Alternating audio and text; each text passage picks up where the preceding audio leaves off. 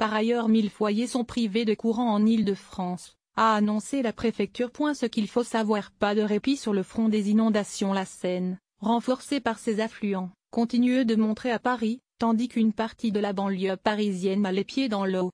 Jeudi 25 janvier, le fleuve dépasse 5,40 mètres à hauteur du pont d'Austerlitz à Paris, contre 5,20 mètres hier en début d'après-midi, selon les derniers relevés de Vigicru.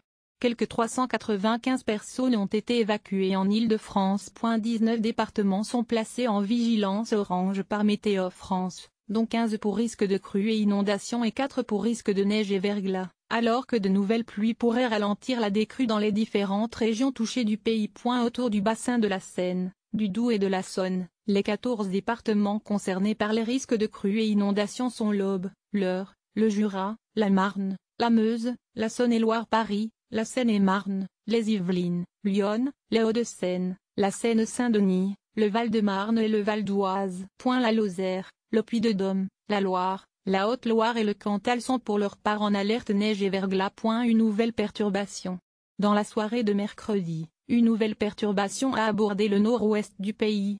Les pluies associées devaient être faibles dans un premier temps, pour ensuite se renforcer jeudi en traversant le pays et en progressant vers le sud-est.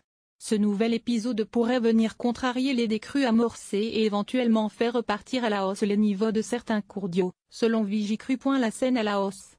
Une nouvelle portion de la Seine est passée en vigilance orange et Vigicru souligne que les niveaux de la Seine à Paris resteront orientés à la hausse jusqu'à ce week-end, où l'on attend un niveau maximum comparable à celui atteint lors de la crue de juin 2016, 6,10 m, peut-être un petit peu au-dessus 6,20 m. Mais toujours très loin de la crue historique de 1918,63 m. Le RER s'est fermé à Paris.